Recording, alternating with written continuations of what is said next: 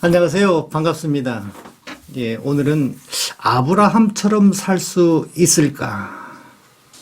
유튜브를 좋아하는 아내는 예전에는 의학 상식, 또 약초, 또 산들에 있는 나물, 또 드라마를 좋아했는데 요즘에는 홍간의 TV 열정적으로 구독하면서 같은 동영상을 여러 번 보면서 그리고 제 얼굴을 많이 보면서 이렇게 이야기하는 거예요. 여보, 흉내내고 있지? 제가 아니 누구를 흉내낸다고 하는 거야? 뭔가 짜여있는 각본처럼 인생을 마치 유도하면서 누군가를 흉내내고 있다고 하는 거예요. 제가 그랬습니다. 글쎄 누굴까? 아내는 그럽니다. 당신 아브라함을 흉내내고 있는 거 아니야? 아브라함이 그렇게 살았잖아. 제가 그랬습니다. 믿음의 조상 아브라함의 인생의 여정을 따라 산다고 한다면 그것은 인생의 최고의 가치적 삶을 사는 거야. 최고의 생애를 사는 거야. 그렇습니다. 그래서 아브라함의 인생의 여정을 살펴보았습니다. 아브라함의 여정을 함축적으로 나타내고 있는 말씀이 바로 믿음의 장이라 불리우는 히브리서 11장에서 찾아보았습니다. 히브리서 11장 8절부터 10절까지는 이렇습니다. 믿음으로 아브라함은 부르심을 받았을 때에 순종하여 장래 기업으로 받을 땅에 나아갈새 갈 바를 알지 못하고 나아갔으며 믿음으로 저가 외방에 있는 것 같이 약속하신 땅에 우거하여 동일한 약속을 유업으로 함께 받은 이삭과 야곱으로 더불어 장막에 거하였으니 이는 하나님의 경영하시고 지으실 터가 있는 성을 바랐음이니라. 아브라함의 믿음의 여정 가운데 세 가지를 엿볼 수가 있습니다. 하나는 장래 기업으로 받을 땅에 나갈 때 갈 바를 알지 못하고 떠났습니다. 두 번째로는요, 이삭과 야곱으로 더불어서 장막에 거하였다. 메소포타미아의 안락한 둥지를 떠나 아비집을 떠나서 장막을 치며 살았다는 겁니다. 장막은 잠깐 머물 때 사용하는 겁니다. 세 번째는요, 하나님의 경영하시고 지으실 터가 있는 성을 바라보면서 믿음의 길을 걸었다는 겁니다. 자, 믿음의 사람들이 사는 방식 가운데 하나는 최종적으로 마음의 중심의 끝은 하나님의 경영하시고 지으실 터가 있는 성을 바라보고 산다는 겁니다.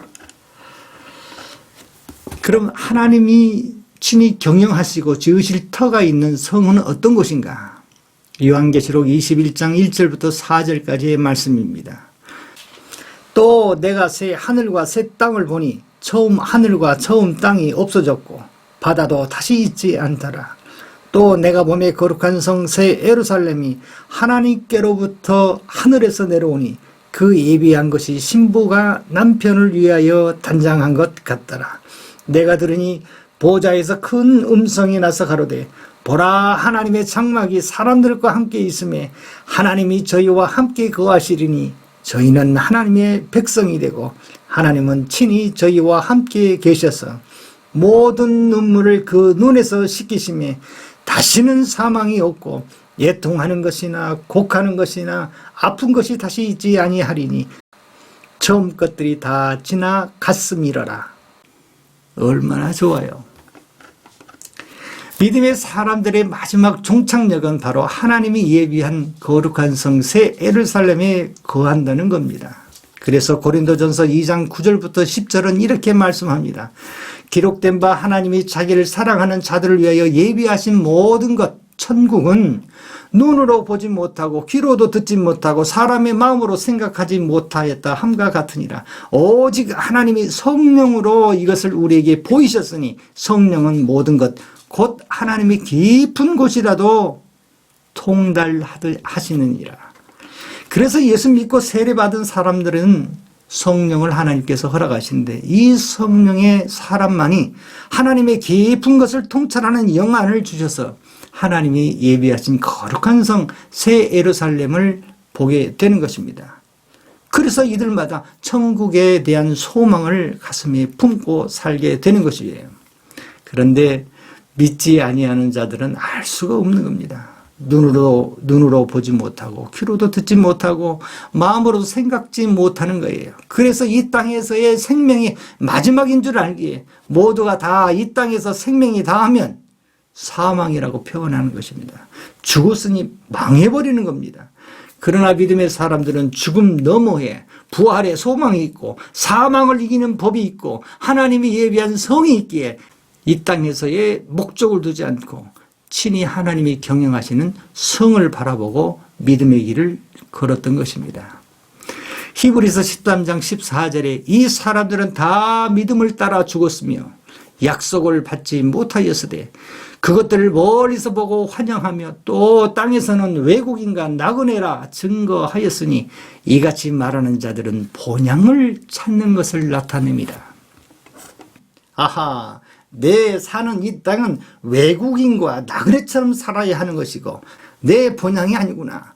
본향은 나의 진정한 본향은 하나님이 친히 지으신 성을 바라보고 살아야 하는구나. 그럼 지금 우리는 어느 위치에 서 있는 걸까요? 그렇습니다. 예수 믿고 세례를 받기 시작하면서 하나님 나라를 이 땅에서도 사는 것이고 장차 우리에게 예비한 천국, 하나님이 모든 믿는 자에게 함께 거하시는 장막, 그 거룩한 성 새 예루살렘이 기다리고 있는데 바로 이 둘 사이에 우리가 지금 머물고 있는 겁니다. 사도행전 3장 20절에서 21절에 또 주께서 너희를 위하여 예정하신 그리스도 곧 예수를 보내시리니 하나님이 영원 전부터 거룩한 선지자의 입을 의탁하여 말씀하신 바 만유를 회복하실 때까지는 하늘이 마땅히 그를 받아두리라. 만유를 회복하시고 있는 이 시간 가운데 우리는 서 있는 겁니다. 로마서의 개념을 볼 때 이방인의 수가 다 차고요. 다시 이스라엘 백성 민족으로 돌아와서 이스라엘이 회개하고 회복될 때까지 기다리고 있는 겁니다. 그럼 하나님 나라 천국의 완성은 언제일까요? 데살로니가전서 4장 16절부터 17절에 주께서 호령과 천사장의 소리와 하나님의 나팔로 친히 하늘로 쫓아 강림하시리니 그리스도 안에서 죽은 자들이 먼저 일어나고 그 후에 우리 살아남은 자도 저희와 함께 구름 속으로 끌어올려 공중에서 주를 영접하시리니 그리하여 우리가 항상 주와 함께 있으리라. 그러므로 이 여러 말로 서로 위로하라. 만유가 회복될 때 주께서 강림하시고 재림하면 죽은 자들이 일어나고 아브라함도 이삭도 야곱도 초대교회에 핍박이 심했던 시기에 예수의 이름으로 못 베인 자들도 일어나고 하나님이 친히 경영하시고 지으실 성을 바라보고 믿음을 지킨 자들도 다 일어나고 우리 어머니도 우리 아버지도 우리 형님도 일어나고 살아있는 자도 공중에서 이끌려 주를 영접하는 이 사건이 하나님의 경륜이 완성되는 재림의 때인 것입니다. 이 일은 사람이 꾸미는 일이 아니고 믿는 자에게 틀림없이 이루어지는 하나님의 경륜이기에 핍박과 두려움과 아니 생명을 빼앗는 악한 무리 가운데서도 믿음을 지켜야 하는 이유는 바로 여기에 있으니 바울은 이 여러 말로 서로 위로하라고 덧붙이고 있습니다. 요한도 계시록의 22장 6절과 7절에 또 그가 내게 말하기를 이 말은 신실하고 참된지라 주 곧 선지자들의 영의 하나님이 그의 종들에게 결코 속히 될 일을 보이시려고 그의 천사를 보내셨도다. 보라 내가 속히 오리니 이 책의 예언의 말씀을 지키는 자가 복이 있으리라 하더라. 하나님이 그 선지자들과 그 종들에게 예비하신 이 하나님의 경륜이 믿는 성도들에게 얼마나 귀하고 복된 일인지 주께서 속히 오신다고 합니다. 마라나타 주 예수여 오시옵소서. 성경 말씀은 신실하고 참됩니다. 이 말씀을 지키는 자가 복이 있습니다. 그래서 하나님 나라 천국을 이야기할 때는요 already but not yet 이라고 표현합니다. 예수님의 초림으로 하나님 나라는 이미 시작되었고 already 지금은 완성은 아니지만 재림 때에 완성된다라고 표현하고 있는 것입니다. 그래서 already but not yet 그래서 인생의 날수가 존재할 때가 매우 중요합니다. 살아있을 때가 소망입니다. 나이하고는 상관이 없습니다. 예수님을 모르고 하나님이 친히 경영하시는 성을 보지 못하고 사는 인생이 가장 불쌍한 사람입니다. 그래서 전도에 목숨을 걸고 눈물을 흘리고 복음을 전하는 사람들이 많은 겁니다. 바울은 고린도후서 4장 16절에 그러므로 우리가 낙심하지 아니하노니 겉사람은 후패하나 우리의 속은 날로 새롭도다. 세상의 질서는 나이가 먹으면 먹을수록 소망이 점점 없어지기에 겉사람이 후패 때문에 빛을 잃어가는 겁니다. 그러나 믿음의 사람들은 믿음의 연수가 더하면 더할수록 더욱더 빛이 나는 겁니다. 요즘 미국의 사모님과 통화를 자주 하는데 제가 어릴 적 7살에 저희 가정을 받아주셨던 그 교회의 사모님입니다. 그런데 지금 50여 년이 가까이 지났는데 목소리가 그 전과 지금 별 차이가 없어요. 깜짝 놀랐습니다. 오히려 그때보다 오늘의 목소리가 더 가슴에 더 잘 들립니다. 천국의 소망을 따라 믿음대로 사는 이들에게 바로 이와 같습니다. 사모니가 통화하면서 홍 목사 영상 가운데 공공의 저기에 나오는 권사님이 한 권사님이 아니고 김한정 권사님이라고 말씀하시는 거예요. 그때는 그 영상 만들 때는 이름이 기억나지 않았는데 아하, 그 권사님이 김한정 권사님이었구나. 그런데요, 이 말씀을 또 준비하다 보니까 김한정 권사님의 또한 어머님이 계십니다.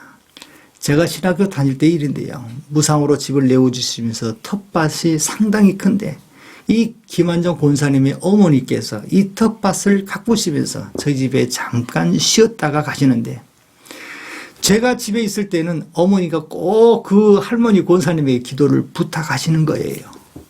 저는 무릎을 꿇고 그 할머니 권사님은 제 머리에 손을 얹으시면서 연세가 많으신데도 그 연세에 또렷한 발음으로 하나님 주의 종을 아브라함처럼 모세처럼 다윗처럼 예수님처럼 살게 하옵소서. 예수님의 이름으로 기도하옵나이다. 아멘. 짧게 기도하십니다. 아내가 왜 아브라함처럼 흉내를 내려 하느냐? 흉내를 내는 것이 아니고 20여 년 전에 그 할머니 권사님의 기도가 응답된 것입니다. 이미 20년 전에 그렇게 살기로 작정된 인생입니다. 아브라함의 인생의 여정을 쫓아 사는 인생으로 정해진 것입니다. 그렇게 기도했잖아요. 여러분, 기도는 땅에 떨어지는 법이 없습니다. 기도가 인생의 방향을 설정하는 겁니다. 마치 리모컨과 같습니다. 우리가 기도하고 까맣게 잊어버릴지라도 기도는 살아있어서 때가 이르면 그 인생을 기도한 대로 인도하는 것입니다. 아브라함은 이 땅에 소망을 버리고 하나님이 친히 경영하시는 성을 바라보고 인생을 설정했습니다. 약속을 받을 때에 갈 바를 알지 못하고 무작정 출발을 했습니다.